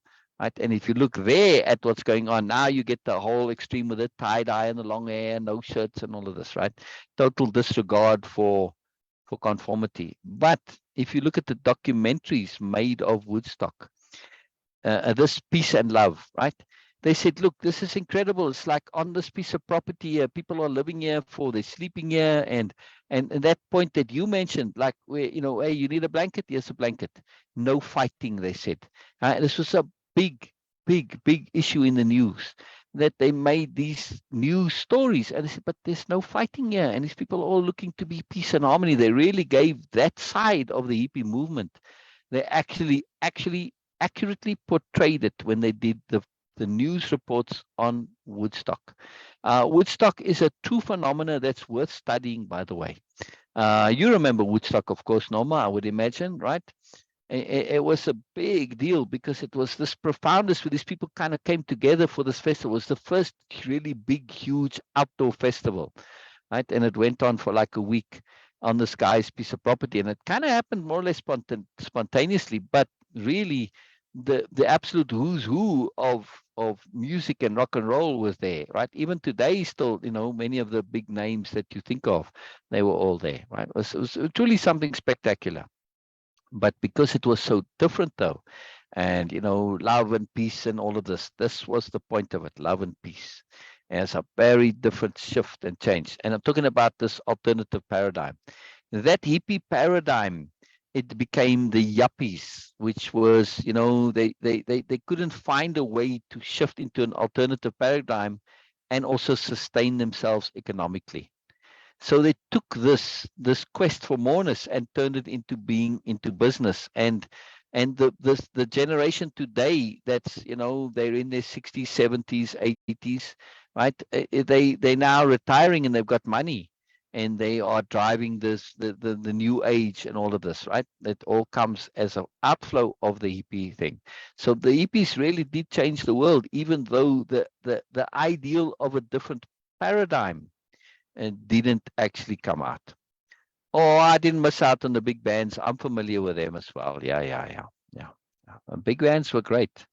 But the big bands, look at all those band leaders. I'm trying to think of some of their names now. They just on the tip of my tongue. I had it there for a second now. They're all dressed in suits. Yeah. Even though they played very different music. And then jazz was a big deal because it's counterculture. And of course, jazz came from the black culture in America. Now, of course, many adopted it. And what many don't realize is that part of jazz, we think of jazz got a very particular sound. Yes, it does. But blues came about at the same time as jazz. Yeah. And it's a variation of it. And the blues movement and the sounds of blues, right? Muddy Waters and Howling Wolf and all of these guys, right? But particularly Muddy Waters. He was influential, the most influential influence on rock and roll. Eric Clapton, Jimi Hendrix, the Rolling Stones. Listen to their early works, like the Rolling Stones. Their first couple of albums are blues albums. They are trying to do blues like Muddy Waters did blues. Yeah, it's pure blues. That's it. Eric Clapton, Rolling Stones, Jimi Hendrix, all blues. Yeah, and there's others too. I just don't remember all their names now. But the blues was a profound influence. And then as they started to go, they said, hey, let's push the boundaries a little bit. And then they started, and that's rock and roll came out of these guys grabbing onto blues. Whereas the blues musicians like Muddy Waters and all the rest of that, they stayed in that genre specifically. They didn't experiment and try different things, right? Because of course the Rolling Stones and Eric Clapton and all that, they had a lot of hippie in them. I mean, Jimi Hendrix was at Woodstock, right? I wonder if the Rolling Stones were at Woodstock. I don't remember. I know Jimi Hendrix was for sure. He was like one of the star attractions there. But anyway, that hippie influence started to get on them, and they started pushing the boundaries and looking at more and all this. Right? But all of that music from that time, it's very heavily influenced by the hippie movement, right? I mean, and the Beatles, even though at the time they were considered rock and roll, today they're considered pop. They don't really fall into that heavy rock and roll vibe, which was really in taking that spirituality deeper. And that's the difference between pop and rock and roll. Rock and roll is that spiritual connection, and pop, not so much. And just about love and life and, the typical usual pop stuff. Very powerful. So yeah, I mean, yes, I didn't grow up in that time, but I am very aware of that music, and I listen to that music as well. And then of course you had the crooners, like Frank Sinatra and all of that. That's more was the mainstream conventional music that came. Even though even Frank Sinatra was quite radical in his day.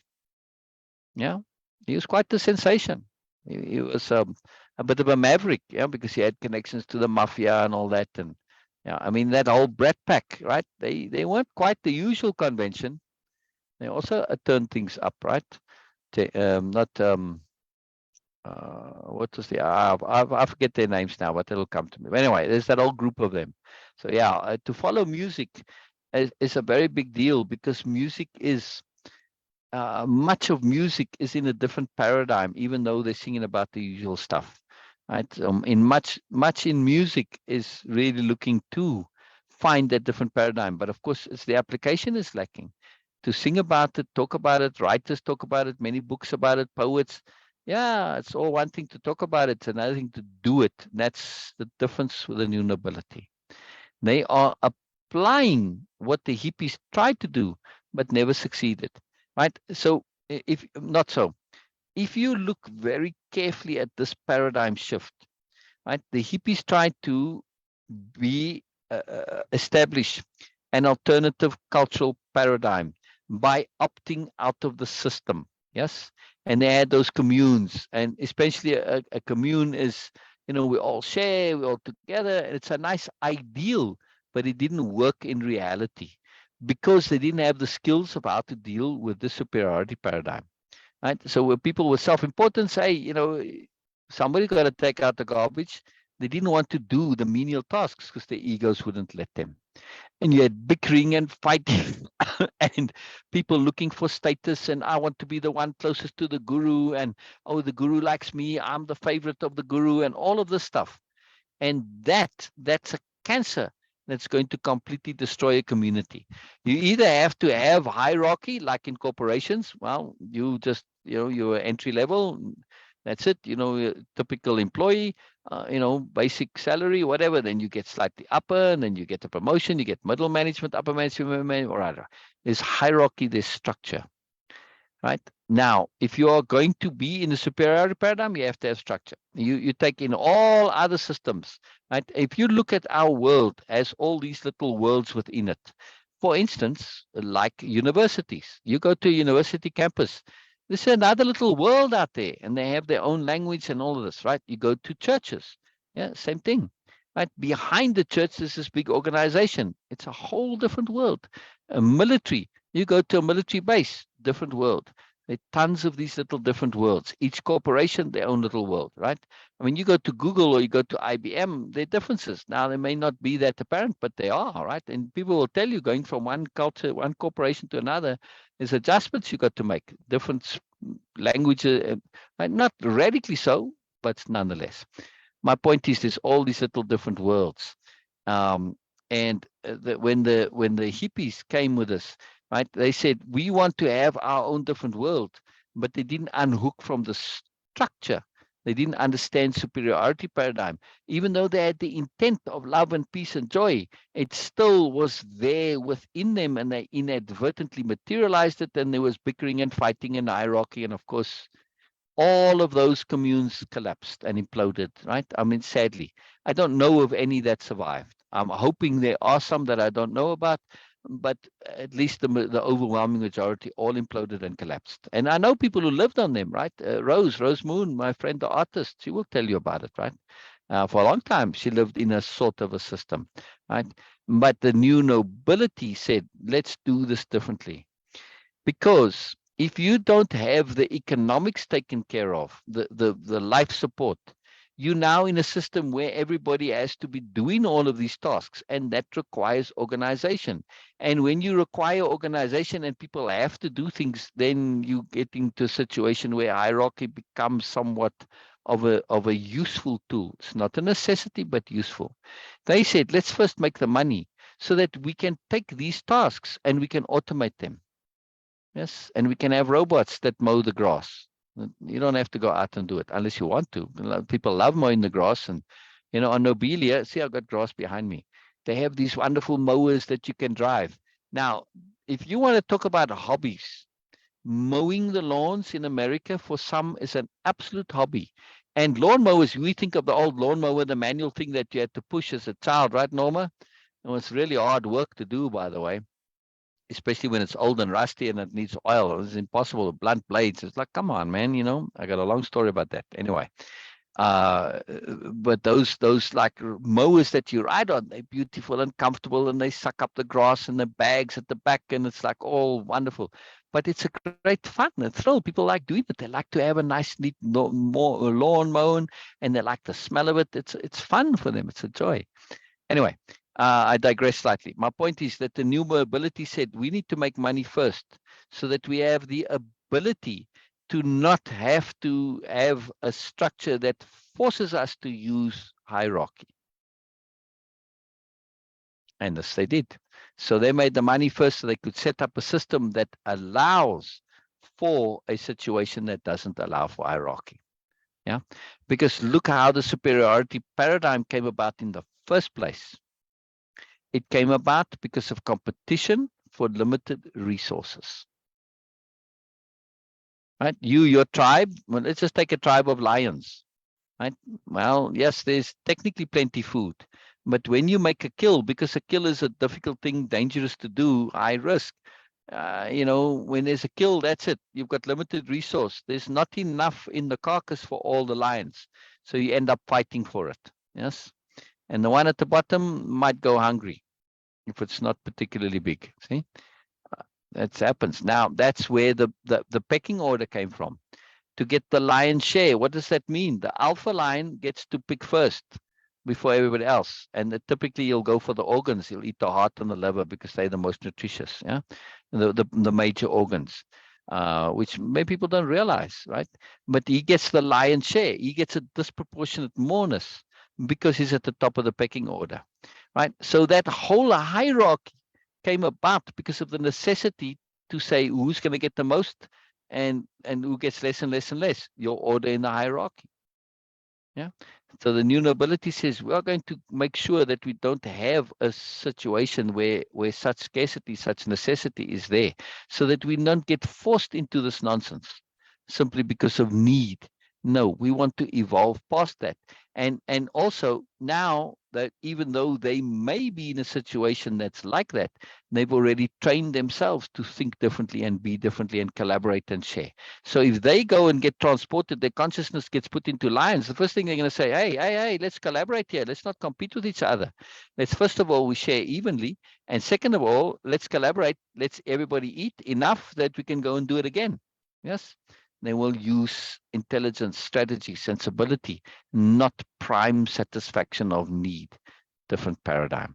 But economics helps them to have the ability, to have the luxury of the time and energy to train themselves to be able to have different paradigm reactions and defaults. And that's a very big difference. So they succeeded in the ideal of the hippies. Nobelia is the ultimate ideal hippie community. Right? Except that they utilize money. They have no problem with money. Whereas a lot of the hippie culture, because they wanted to go against the superiority paradigm, they associated superiority paradigm with money and business and economy, and they were totally against all of that. And they kind of threw out the baby with the bathwater, unfortunately. Right? So this whole story is about layered sophistication, contextually layered sophistication, as we're seeing it apply with Biella in our interactions with Comelius. Does all that make sense? Bina, Norma, make any sense there? Any comments? I know I Yes. gave a long speech there and I didn't mean to. There's my my seminar and my lecture. I'm sharing. I'm not lecturing. I'm sharing. No, it was all good. And it was Yeah, important. yeah, So yes. yeah.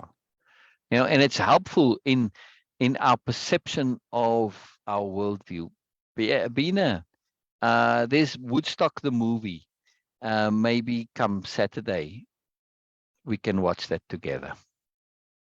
Okay. It's a Sure. cultural documentary that's quite interesting to watch in the context of what we've been talking about. And like Bina said, she says, what paradigm are we in? Well, we're still in the superiority paradigm, but some want to get out of it. And it's not a new thing. All throughout history, there have been people who are wanting to get out of it. You know, all your gurus, your yogis, all of this, right? Many cultures, religions are trying to get out of it. But unfortunately, they get out of the conventional societal structures, but they don't get out of the paradigm. They're not aware. So when you look at religious structures, like in Zen, like, I mean, there's a zillion titles in Zen, and you got a hierarchy. Okay, you're a Zen master, and you're but more of a master, you're a grandmaster, you're this, whatever, right? All hierarchy once again.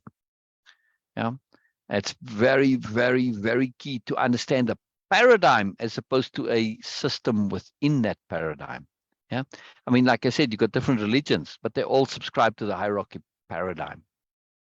Yeah. Yes. Yeah. Yeah. Yeah. Very, very potent, you know, hierarchy structure. Very big deal. Very big deal. Very big deal. All right. I'm going to leave it there on this point where Comelius is starting to talk about himself via Ursula. And we're going to continue to see this and how, when you notice it, it's such a duh. But if we, like when I read it, I didn't say anything about it. And you just take it and, oh, you know, he's talking about Ursula. You just assume, you take it at face value. But when you apply capitalized hearing, it's eye-opening. It's like so obvious. How did I not see that before? Because you didn't think it through to the end. That's why, right? On this point here, just to finish it and re-emphasize it. Yes, right. This is the first statement he makes about Ursula, right? Well, it's kind of second one, but you know, we just said, I don't want to mean to be harsh. Let's just say it. Right? He's not just saying, let's just say for all her accomplishments. It's a different sentence. Right? That comma is a big deal there. Let's just say it. In other words, let's just reveal the awful truth here, right? For all her accomplishments, maybe I must change that to a colon there, actually. Yeah. For all her accomplishments, all they ultimately did was handicap her. And of course, this is totally, obviously, clearly not true. I think you were away when I emphasized this, right?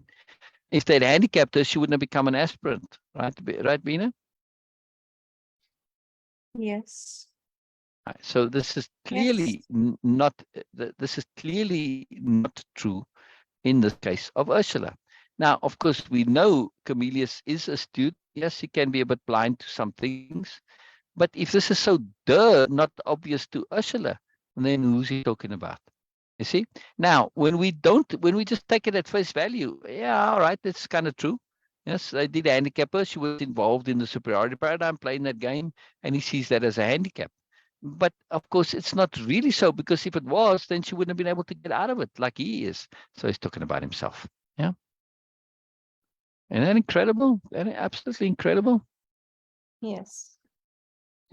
So if I make an edit, I gotta go back here and make the edit here also in my original file, just to be a bit disciplined. Yeah. Mhm. I like maintaining it and keeping it up. This one is pretty good. Then this other version, the prose version, some of them, you'll see how I wrote it originally. You know, I made some of the comments, but some of them, the whole paragraph is different. And you can see how, you know, when you see the rawness, you see the difference. Now, I actually tend to write my first drafts are okay, you know, and I could leave them like that. But in this case, when you see the difference, oh, wow, that's much improved. Yeah, little things, but it makes a difference. I like this style where each clause, each phrase is on its own line, right? Each thought point, right? I mean, you can't really break what she said. You could say, you could put the next thing, didn't really matter in itself, but it's a bit overdone. What she said didn't really matter in itself, as long as it more or less connected, right? And that connected now to the thread of the conversation. It would do. It would do could be on its own line. Likely it is, but I needed to fit it in on the slide here, so I put it on one. But really, that it would do should be on its own line. Anyway, just a fun way of presenting the information to make it more graspable, because this is so layered. Each clause, like in this case, let's just say it. For all her accomplishments. Now, Comelius happens to put in the appropriate commas here. Right? All they ultimately did was handicap her. It's 4 distinct points. Yeah. Yeah. It's not just once. Like if you read it in a paragraph, yes, like here. Yeah. So let's just say it. For all her accomplishments, all they ultimately did was handicap her, Comelius said. It was a profound statement. Biella took this as a statement that applied to Comelius as well. And that becomes one thought point. And it's not, right? These are all separate thought points, right? Yeah. 1, 2, 3, 4, 5 is a profound statement. Biella took this to apply. 6, yeah? 6 points Yes. instead of 1. Big deal. Big deal. Yeah. Okay. All right. Thank you so much. Oh, And pleasure. Any see, we'll comments? Any see. comments before we go? Hang on 1 second, Bina. Any comments, Norma, about the hippies and all that? How much did it touch you at the time? The whole hippie movement, because yes, it was in England also, but let's see. Yeah, I mean, Norma would have been. Yeah, I mean, Norma would have been a young woman at the time, right? End of her teens, kind of. So she may have missed it, been already started, marriage, children, by the time that really came full force, So she may not have had the opportunity or the ability to get pulled away with it. But I suspect if Norma might have been a bit younger, she would have run away and been a hippie. Yes, Norma? You certainly have a hippie, beautiful hippie heart. And hippie to me is a beautiful thing. These are all people who have beautiful hearts, who didn't want to be hierarching and bullying and dominating and pushing people down and sucking up to others and all of this nonsense. They're just wonderful, beautiful people who loved, right? They had lots of love in their hearts and souls, like you, Norma. Right? So I do see that moreness in you. Sorry, Bina, you were just wrapping it up. Yes. All right. We'll leave it there for today. We'll leave it there for today. The hippies kind of make me a bit sad because they ended up ultimately to become lost people. During the hippie time, they had a place where they belonged as a hippie. But then when that whole culture disintegrated because, it had to sustain itself and, they got cut off from their parents who subsidized them initially, and the reality of making a living kind of spoiled all of that. And yet there were still many people who didn't have a place in the world and realized they didn't have a place in the world. And they struggled. They struggled. Yeah, still do. Still do. They still do. Norma was one of them. Norma was remarkable in her life, how she cooked and dealt with, took care of her children, worked every job she could, Spectacular, Norma. Spectacular. Spectacular. You are an incredibly wonderful person. All right. Anything to add, Bina? No, nothing. Just say that. Yes. Thank you so much, everyone. Thank you so much for sharing, sir. So see My you guys pleasure. tomorrow. Yes. Yes. We'll continue. We'll continue. Bye-bye, everybody. Bye-bye. Bye-bye. Bye-bye. End meeting. End meeting.